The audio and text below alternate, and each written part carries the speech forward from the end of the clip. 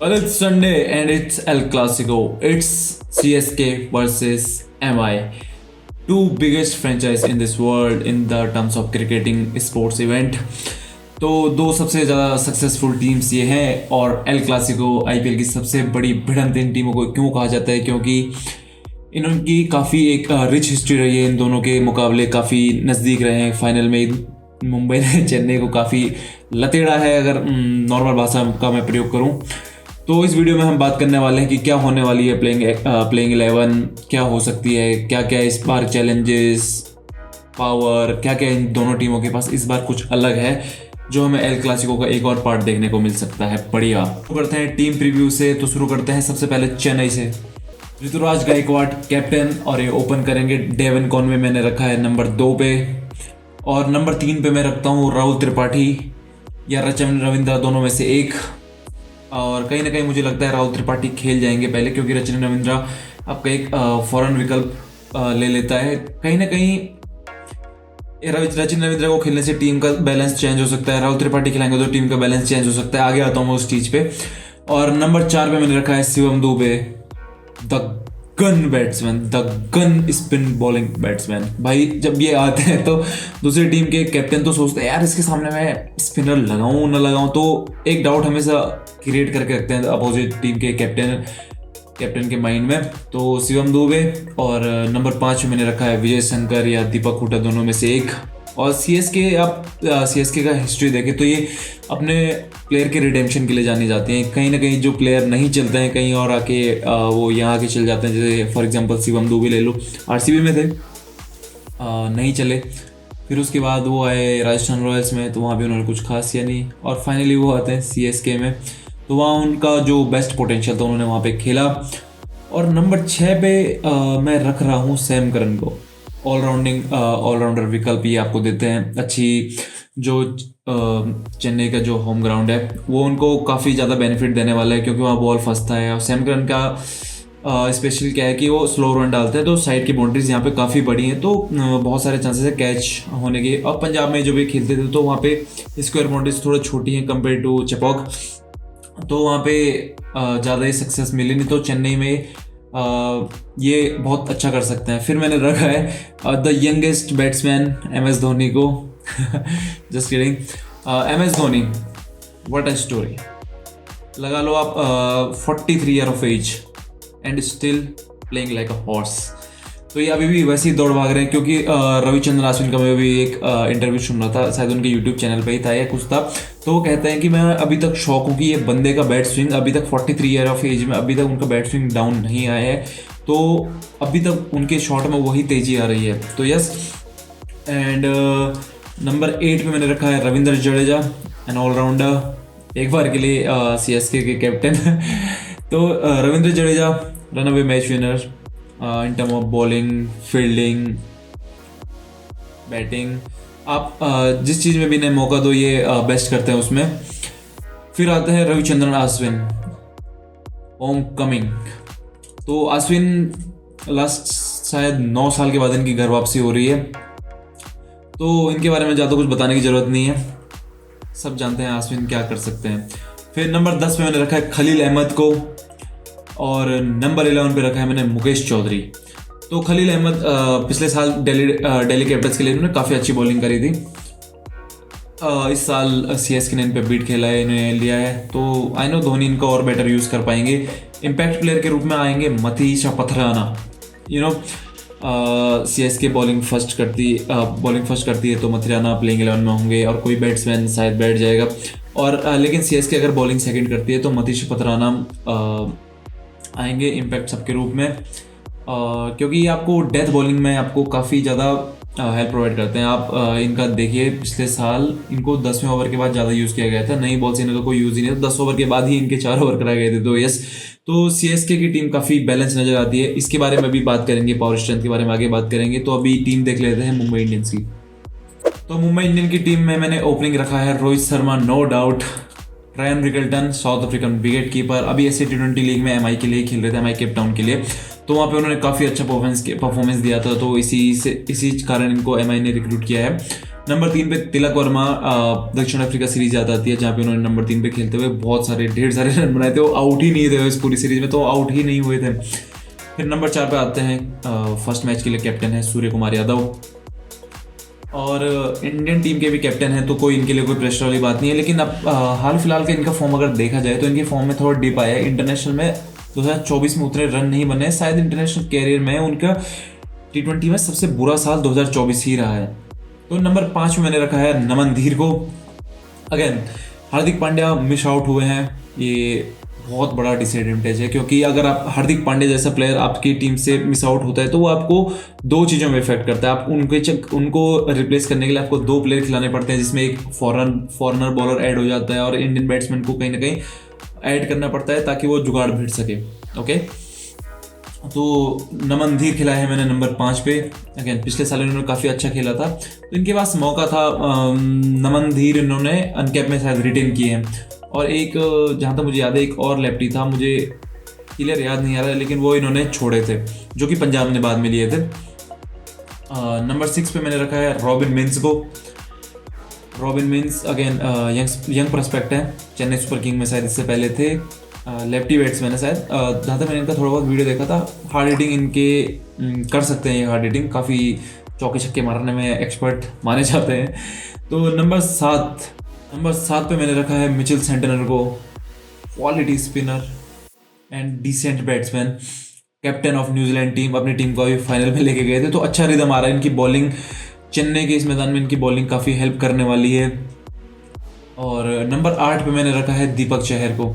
तो जब तक जसप्रीत बुमराह फिट नहीं हो जाते हैं तो सबसे बड़ी दावेदारी होगी इंडियन बॉलर दीपक चहर पे, क्योंकि इनकी फिटनेस को लेकर हमेशा इशू रहा है। कभी इनके हैमस्ट्रिंग में दिक्कत हो जाती है, कभी काफ में इनके दिक्कत हो जाती है। वो हर आईपीएल में अलग अलग इनके साथ ही कहानी चलती रहती है फिटनेस की। तो दीपक चहर चेन्नई को बहुत अच्छे से जानते हैं, इससे पहले चेन्नई के लिए ही खेले हैं काफ़ी सालों से, और काफ़ी अच्छा भी गया है नई बॉल से। वहाँ पे तो MS धोनी ने 4-4 ओवर भी नई बॉल से करा लेते थे, फिर धीरे धीरे 3 ओवर ऐसे ऐसे करके नई बॉल के gun bowler. And again number 8 Trent Boult, the beast Trent Boult, the footballer Trent Boult. अभी ऐसे T20 लीग का फाइनल था, एडन मार्करम की टीम थी, सनराइजर्स ईस्टर्न कैप, और ये मुंबई राशिद खान कैप्टन थे मुंबई केप टाउन के। तो वहाँ पे जो फाइनल में इन्होंने स्पेल डाला था, नई बॉल से फुटबॉल खेल लिया था, मतलब वाला स्पेल उन्होंने वहाँ पे डाला था। तो यस, ट्रेंट बोल्ट इस टीम के साथ जुड़ गए हैं। जसप्रीत बुमराह कुछ टाइम बाद जुड़ जाएंगे, तो 2020 के IPL की याद आने लग गई कि कोई इस टीम के आसपास भी नहीं भटक रहा था, क्योंकि ये नई बॉल से ही गेम एक तरफा नई बॉल से कर देते थे ट्रेंट बोल्ट और जसप्रीत बुमराह। और इस बार तो नई बॉल के लिए दीपक चहर भी ले आए, तो ये good tension to have for the captain कि किसे नई बॉल कराएं, क्योंकि Deepak Chahar, Trent Boult, Jasprit Bumrah, they all are quite impressive with new ball. And Jasprit Bumrah तो आप किसी भी टाइम पे आप उन्हें बॉल दे दीजिए, he is gonna deliver it for you. And number 10 पे मैंने रखा है मुजीबुर रहमान। तो अगेन स्पिनर इनके पास एक मिचेल सेंटनर है, लेकिन मुजीबुर रहमान इन्हें वो मिस्ट्री प्रोवाइड करवा सकते हैं, क्योंकि इनका इकोनॉमी काफ़ी अच्छा रहता है। विकेट इन्हें हाल फिलहाल में कुछ ज़्यादा मिले नहीं थे, वहाँ भी पाल्स रॉयल के लिए खेले थे, तो ऐसे में तो वहाँ पे ठीक ठाक इन्होंने बॉलिंग करी थी, विकेट भी निकाले थे। तो नंबर 11 पे मैं रखता हूँ रीश टॉपली को, क्योंकि मैं फिर वही जसप्रीत बुमराह है नहीं और हार्दिक पांड्या भी मिस आउट कर रहे हैं, तो कहीं ना कहीं रीश टॉपली की इसमें जगह बन ही जाती है रीश टॉपली की जगह, क्योंकि इनके पास और कोई विकल्प मुझे नज़र नहीं आता है। अब जब जसप्रीत बुमराह आएंगे तो बॉलिंग होगी, दीपक चहर, ट्रेंट बोल्ट, जसप्रीत बुमराह खेलेंगे, मिचेल सेंटनर खेलेंगे, हार्दिक पांड्या आपको विकल्प देते हैं, और स्पिनर में आप इधर उधर कर सकते हैं। और इम्पैक्ट प्लेयर के रूप में मैंने लिखा है राज बाबा को, क्योंकि आपको ऑलराउंडिंग विकल्प प्रोवाइड करवाते हैं, बॉलिंग करते हैं, ठीक ठाक हिटें मार लेते हैं, ठीक ठाक सी बॉलिंग कर लेते हैं। तो यस, ये टीम भी काफ़ी बैलेंस नज़र आती है। तो ये हो गई शायद जो खेलने वाली XI है उसके बारे में बात हो गई है, और अब बात कर लेते हैं वीकनेस एंड स्ट्रेंथ की। शुरुआत करते हैं चेन्नई सुपर किंग से। तो चेन्नई सुपर किंग का सबसे बड़ा एडवांटेज है कि वो अपने घर पे खेल रहे हैं, और मुझे याद नहीं है कि मुंबई इंडियन के अलावा किसने इन्हें घर में ज़्यादा परेशान किया, क्योंकि ये घर इनका किला है। लगभग 70% इनका 70 to 80% इनका यहाँ पे विनिंग परसेंटेज है। तो ये सबसे बड़ा एडवांटेज तो इनके पास ये है, सबसे बड़ी स्ट्रेंथ इनकी ये है। और दूसरी सबसे बड़ी स्ट्रेंथ की बात करें तो एक्सपीरियंस। ये टीम हमेशा से एक्सपीरियंस पे इन्वेस्ट करती है, एक्सपीरियंस और यंगस्टर का एक मिक्सचर बनाती है, ताकि जो यंगस्टर हैं एक्सपीरियंस वालों से नॉलेज लें, और जो एक्सपीरियंसड हैं वो जो यंग गन्स हैं, यंग प्लेयर्स हैं, उनसे उनका बेहतर से बेहतर एक्सट्रैक्ट करें। एक्सपीरियंस की बात करते हैं, MS Dhoni 43 years of age, 43, Ravichandran Ashwin, Ravindra Jadeja, T20 से रिटायर हो चुके रविंद्र जडेजा, अश्विन क्रिकेट से रिटायर हो चुके हैं, MS धोनी 5 साल से ऊपर शायद रिटायर हो चुके हैं। और उनके साथ आपको मिलते हैं young guns, Ruturaj Gaikwad the captain, and Shivam Dube, Devon Conway, Rachin Ravindra, Rahul Tripathi, Matheesha Pathirana, Khaleel Ahmed. तो एक काफ़ी बैलेंस टीम नज़र आती है, specially in term of experience and youth. तो दोनों का काफ़ी अच्छा मिक्सचर है। तो सबसे बड़ा प्लस पॉइंट, सबसे बड़ी स्ट्रेंथ इनके पास यही है कि इनके पास एक्सपीरियंस बहुत ज़्यादा है और अपने होम ग्राउंड पे खेल रहे हैं। तो बात कर लेते हैं चेन्नई की वीकनेस की। तो चेन्नई की वीकनेस जहाँ तक मुझे दिखता है कुछ है नहीं। मतलब अगर इस सीजन में मैं बायस्ड नहीं हो रहा हूँ, I love Chennai super king and I love IPL whatever, but मैं बायस्ड नहीं हो रहा हूँ, लेकिन इस टीम के पास आपको वो कमी नहीं दिखती है। हालांकि बीच में अगर आप शिवम दुबे को छोड़ दो, MS धोनी बहुत नीचे आते हैं खेलने, तो बीच में कहीं ना कहीं फायर पावर थोड़ा लैग करती है इन माय ओपिनियन। अगर कमी निकालनी है तो साला बाल के क्या बोलते हैं, बाल के खाल खींचनी है, बाल की खाल खींचनी है, तो एक फायर पावर शिवम दुबे को छोड़ के आपको मिडिल ओवर्स में प्रोवाइड नहीं करवाते हैं ज़्यादा लोग, तो ये कमी आप बोल सकते हैं। And by the way team बहुत ही ज़्यादा ज़बरदस्त है। तो मुंबई इंडियन की स्ट्रेंथ और वीकनेसेस की बात करते हैं, तो शुरू करते हैं स्ट्रेंथ से। क्या कहेंगे आप इस टीम के बारे में? ये टीम्स जीतना जानती हैं, ये दोनों टीमें ही जीतना जानती हैं। 5 IPL ट्रॉफीज इन दोनों ने आपस में बांटी हैं। इस टीम में भी वही है, सारे के सारे मैच विनर्स। रोहित शर्मा, जिस दिन इनका दिन होगा पूरा मैच एक तरफा ले जाता है। ट्रेंट रिकल्टन यंग है, प्रॉमिसिंग है, काफ़ी अच्छी फॉर्म में। IPL में अब तक देखा नहीं गया है, क्या कर सकते हैं, लेकिन काफ़ी अच्छा टैलेंट है। विल जैक्स इनके पास है, अगर इनको मौका दिया जाता है तो पिछले साल हमने देखा था ना गुजरात के खिलाफ कि आप क्या कर सकते हैं विल जैक्स। तो यार Surya Kumar Yadav, T20 specialist, the freak, and Tilak Varma, इन सब का अभी एक क्या चल रहा है, एक ड्रीम रन चल रहा है। लेकिन मैं इनकी सबसे बड़ी स्ट्रेंथ की बात करूँ तो new ball bowling. Trent Boult back, Trent Boult वापस आ चुके हैं। तो दीपक चहर, चेन्नई काफ़ी ज़्यादा मिस करेगी इन्हें, जहाँ तक मुझे लगता है, क्योंकि कल के मैच में अगर ये चेन्नई की ही कमर तोड़ दें तो कहीं ना कहीं चेन्नई को लगेगा ओ मिस हो गया, लेकिन चेन्नई भी इनके लिए ऑल आउट गई थी। तो ट्रेंट बोल्ट, दीपक चहर, ये इनकी सबसे बड़ी स्ट्रेंथ है, इनकी फास्ट बॉलिंग मुंबई इंडियंस की। और ओवरऑल पैक जो होता है, एक पैक, वुल्फ पैक की तरह ये अटैक करते हैं सामने पे, एक पूरी टीम बन के खेलते हैं ये बेसिकली, किसी एक प्लेयर पे डिपेंडेंट नहीं है, सारे के सारे इनमें मैच विनर्स हैं। और अगर कहीं ना कहीं थोड़ा वीकनेस की बात कर ली जाए तो पहले मैच में मुझे लिटरली वीकनेस नज़र आती है। क्योंकि 2 सबसे बड़े एसेट इनके मिस हो रहे हैं। हार्दिक पांड्या पिछले साल स्लो ओवर रेट के चक्कर में इनके एक मैच बैन था, तो वो मिस आउट कर चुके हैं। और जसप्रीत बुमराह भी इंजर्ड है, शायद पहले हफ्ते 2-4 मैचों के लिए वो इंजर्ड, मतलब फिट नहीं कंसीडर किए जाएंगे, तो उसके बाद वो शायद जुड़ेंगे, तब उसके बाद इनकी टीम पूरी होगी। लेकिन ये 2 मिस होने के चक्कर में इनकी टीम में क्या होता था, थोड़ा बैलेंस खराब हो गया, क्योंकि एक नए यंगस्टर को आप उस जगह पे खिलाओगे जहाँ पे हार्दिक पांड्या खेलते हैं, तो कहीं ना कहीं वो प्रेशर फील करेगा। अगर वीकनेस की बात करें तो वो वहाँ पे प्रेशर फील करेगा। लेकिन हाँ, वीकनेस के साथ साथ इनके पास क्या है कि अपॉर्चुनिटी भी है, कि कोई नया यंगस्टर आता है वहाँ पे तो कुछ कमाल कर देता है, तो टीम के लिए फिर अपना नाम कर देगा, अपनी जगह बना सकता है। जैसे ये बात बीच बीच में आई तिलक वर्मा, इन लोगों ने अपनी जगह बनाई है, तो ये अपॉर्चुनिटी भी है, लेकिन कहीं ना कहीं वीकनेस में भी कंसिडर किया जा सकता है। और तो मुझे कुछ खास इसमें नज़र नहीं आ रही है वीकनेस। तो दोनों टीमों की बात हो गई है यहाँ पे स्ट्रेंथ और वीकनेस की। तो अब बात करते हैं हेड टू हेड की। तो हेड टू हेड इनका कैसा रहा है आपस में?